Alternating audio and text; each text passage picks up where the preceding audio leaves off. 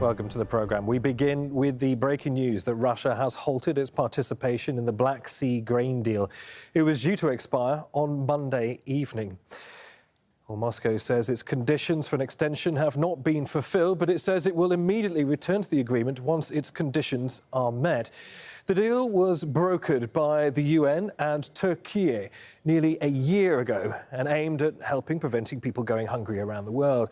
Turkey's President Recep Tayyip Erdogan says his government will begin talks with Russia aimed at continuing the deal. The announcement came hours after a series of explosions on the Kerch Bridge that links Crimea and Russia. The Kremlin has blamed Ukraine, but says there's no connection to the cancellation of the grain deal.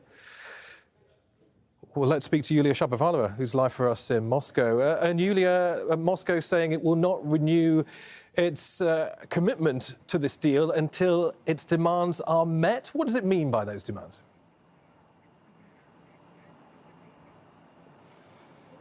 Yeah, that's correct. But first, no doubt, the attacks on the Crimean Bridge, or the Kerch Bridge, as you say, have affected, of course, Russia's position on the deal. But even before Russia was against its extension, now, according to Kremlin spokesperson Dmitry Peskov, the agreements on the grain deal were terminated and the deal was stopped, not just suspended, but stopped, meaning that Russia won't allow Ukraine to export grain from its ports and navigate safe passage through the Black Sea to Turkey. But at the same time, again, Peskov said Russia would immediately return to the deal as soon as all the agreements and Russia's requirements were fulfilled.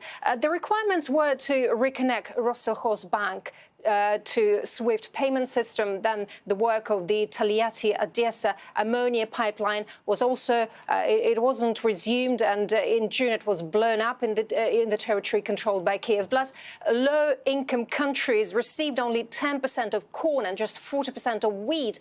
Most of the produce was sent to developed countries. So basically, that was one of the requirements not fulfilled, according to Russia. So the Foreign Ministry spokeswoman Maria Zakharova also said that Russia has officially notified Turkey, Ukraine and the UN on its decision not to extend the grain deal. And we've also heard the reaction from the president of the Russian Grain Union as saying that the suspension of the grain deal will have a positive impact on the Russian grain market. It does not need to be extended. And now we hear from Turkish President Erdogan, of course, that the grain deal is now part of history. And Yulia, the Kremlin saying that this decision has nothing to do with the alleged attack on the Kerch Bridge. So what is the Kremlin saying about that incident?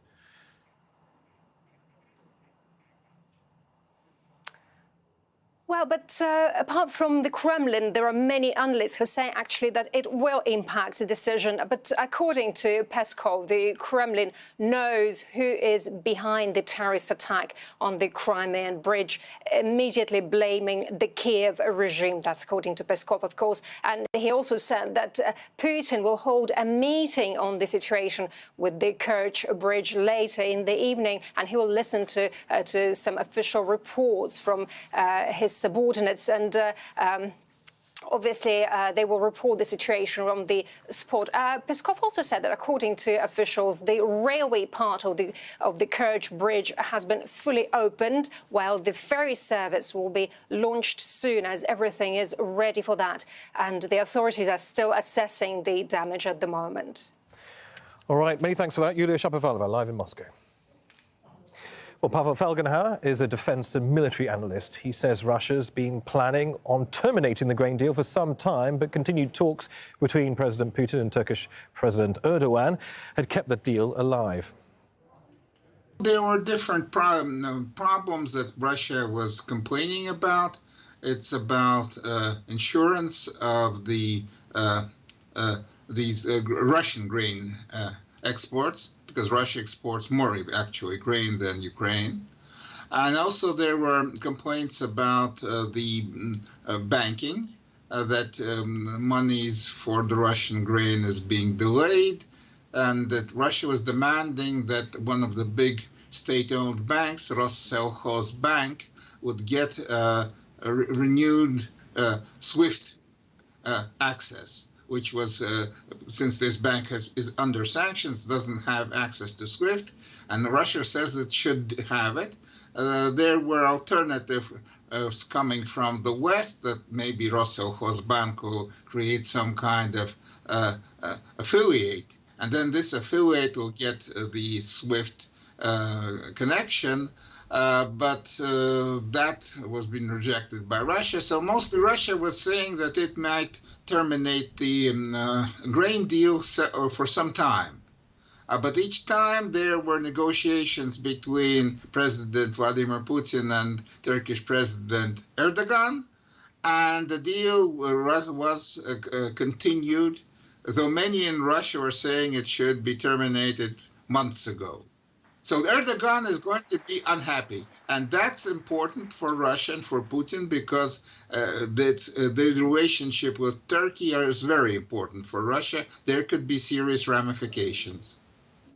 Well, north of Crimea, Ukraine's counteroffensive continues in the east of the country. Asad Beg joins us now from Siversk, that's near Bakhmut. And Asad, what's the latest in the east where you are? Well, the fighting has been continuing, and with the Ukrainians admitting that the front lines remain the same.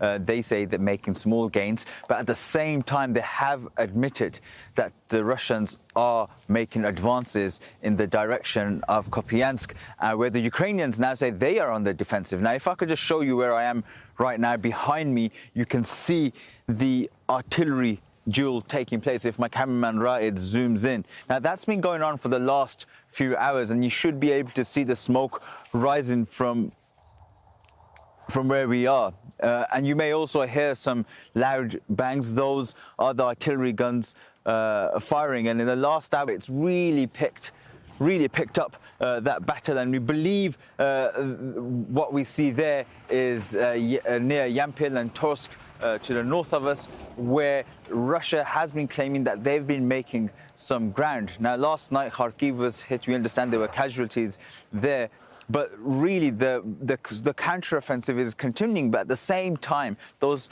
front lines remain the same. And in some cases, as the Ukrainians admit, the Ukrainians are on the defensive, and Russia is making some gains. And Asad, I understand you've been able to get actually inside the town of Siversk. That, of course, is south of the hugely contested town of Bakhmut. What have you been able to gauge there? Well, every single building is damaged. It's either burnt out, the windows smashed, shrapnel holes in the walls. There's very few people left in that town, and the few that we spoke to say that they hardly come outside. They spend their nights in the basements. There's no electricity, there's no water. They're completely dependent on aid that comes in to that town. And whilst we were there, the shelling began. The Russians started targeting Ukrainian positions. But at the same time, when we spoke to people there, they say the town gets hit every single day. And then we had to leave because then we heard small arms fire. Now, when you hear that, you understand that the Ukrainians have spotted a drone and they're trying to shoot it down. And that becomes very dangerous, not only for the Ukrainians, but also the civilians that are there, and also us. So we had to leave. But that town is just south of Bakhmut, where the Ukrainians say that they are firing on enemy positions, and the Russians are firing back at Ukrainians. The Ukrainians say they have made some small gains on the southern flank of Bakhmut, but again, there's no real change. Now, we have been hearing about this Ukrainian counteroffensive, but in reality, the Russians are not only holding their positions now, they're also pushing back and trying to advance and trying to break through those Ukrainian front lines. So that battle is ongoing, not only in Siversk and Bakhmut, but right behind me in the direction of Yampil and Torsk. With a picture of the battle in eastern Ukraine, Asad Beg, many thanks.